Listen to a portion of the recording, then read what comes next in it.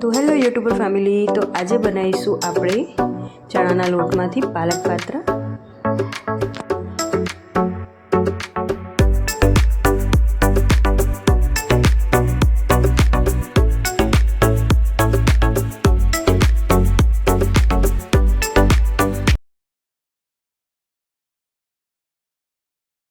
તો અહીંયા મેં લીધો છે 300 ગ્રામ જેટલો પાલક। એને 2-3 પાણીથી ધોઈ દીધો છે અને ઝીણી સાઈઝમાં કટ કરી દીધો છે।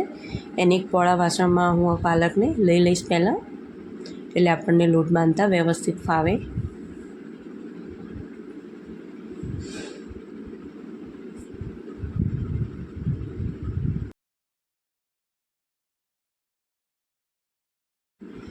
તો મેં અહીંયા 1 વાટકો પાલક લીધો છે। એ જ વાટકાના માપથી મેં બેસન લઈ લીધું છે, એટલે કે ચણાનો લોટ લઈ લીધો છે।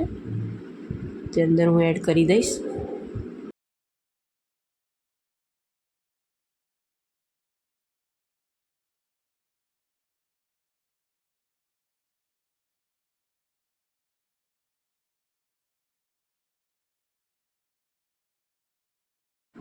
આ પાલક પાત્રાને આપણે સ્ટીમ કરવાના છે, એટલે એની મેં તૈયારી અહીંયા કરી દીધી છે। મોટી પોળી કઢાઈ લઈ લીધી છે, એની અંદર પાણી કોટલો મૂકી દીધું છે। પાણીની અંદર લીંબુ નાખી દીધું છે, એટલે કઢાઈ આપણી કાળી ના પડે।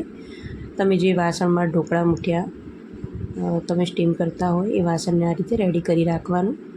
થાળી લીધી છે, થાળીને આપણે તેલથી ગ્રીસ કરી દઈશું આ રીતે।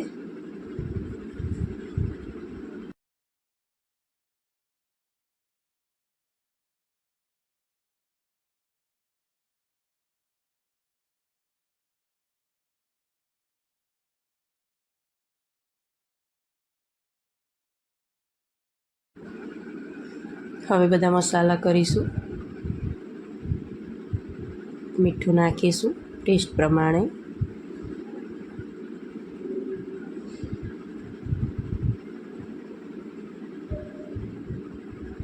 લાલ મરચું,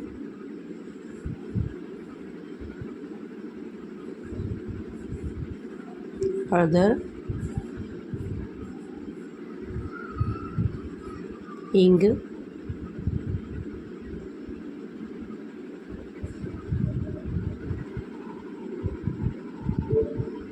સફેદ તલ છે એ અહીંયા એડ કરી દઈશું। આખી ખાંડ છે એનો ઉપયોગ કરીશું। આદુ લસણ મરચાંની પેસ્ટ છે એનો ઉપયોગ કરીશું। તમે લસણ ના ખાતા હોય તો મરચાં અને આદુની પેસ્ટ નાખવાની। હવે બધા મસાલાને આપણે વ્યવસ્થિત મિક્સ કરી દઈશું।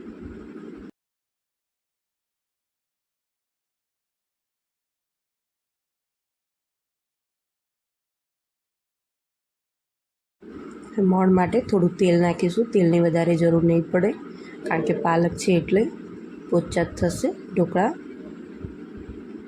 એટલે કે પાત્રા આપણા પોચા થશે। એટલે લગભગ મેં 2 થી 3 ચમચી તેલનો ઉપયોગ કર્યો છે અહીંયા। એટલે આ રીતે તેલ સાથે વ્યવસ્થિત બરાબર આપણે મિક્સ કરી દેવાનો લોટને।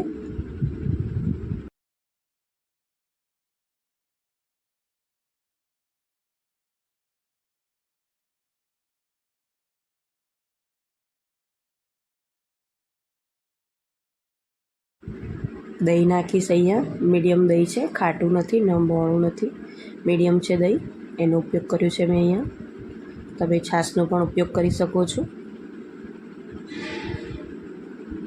તો બસ આવી રીતે વ્યવસ્થિત આપણે મસળીને લોટને બાંધી દેવાનો છે। પાણીની જરૂર પડે તો જ પાણીનો ઉપયોગ કરવાનો।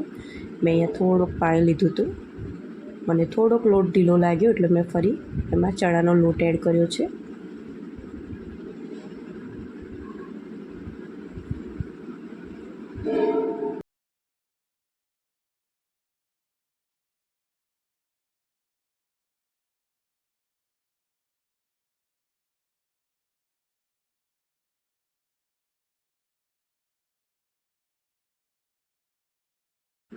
આપણી કઢાઈ પ્રીહીટ થઈ ગઈ છે, એટલે હવે થાળીમાં આપણે આ પાથરી દઈશું વ્યવસ્થિત।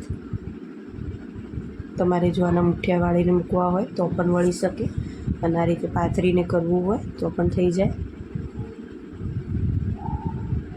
આ રીત તમને સહેલી પડશે।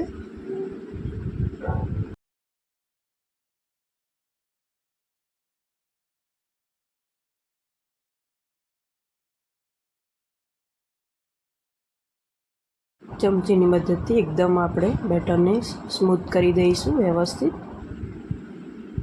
હવે થોડુંક તેલ લીધું છે અને એની ઉપર આ રીતે થોડુંક લગાવી દઈશું.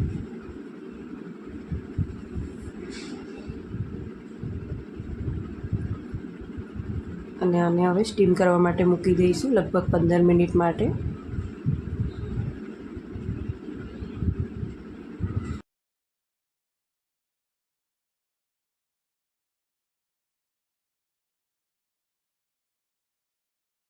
તો 15 મિનિટ થઈ ગઈ છે, તો ચેક કરી લઈએ.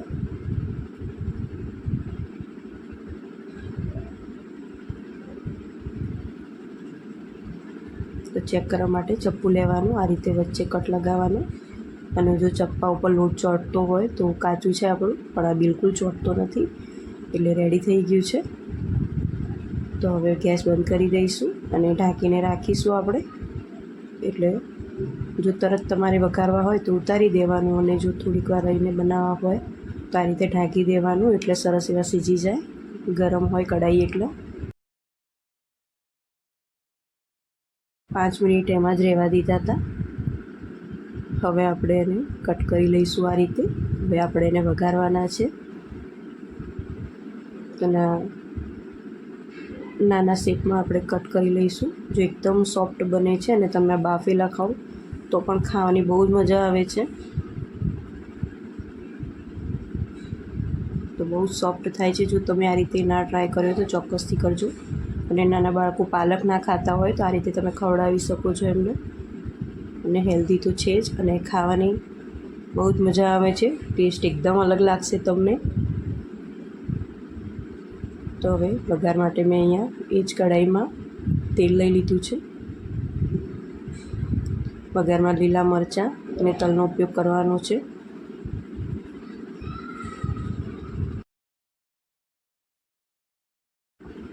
રાઈ એડ કરી છે, જીરું, હિંગ, મરચાં લીલા ઝીણી સાઈઝમાં કટ કરેલા છે,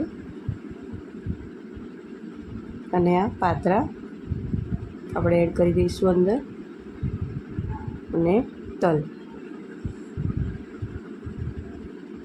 અને વ્યવસ્થિત આપણે હલાવી દઈશું આને. થોડુંક લાલ મરચું અહીંયા એડ કર્યું છે.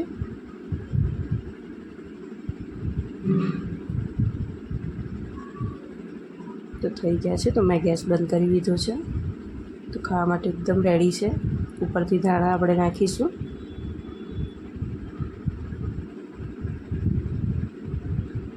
તો રેડી છે પાલક પાત્રા. તમે જો આ રેસીપી ટ્રાય ના કરી તો ચોક્કસથી કરજો, તમને પસંદ આવશે જ. તો ચલો મળીએ એક નવા વિડીયોમાં. ત્યાં સુધી આવજો. જય શ્રી કૃષ્ણ. તમને મારા વિડીયો ગમતા હોય તો લાઈક, શેર અને સબસ્ક્રાઈબ કરો, કોમેન્ટ પણ કરો. તો આવજો. જય શ્રી કૃષ્ણ.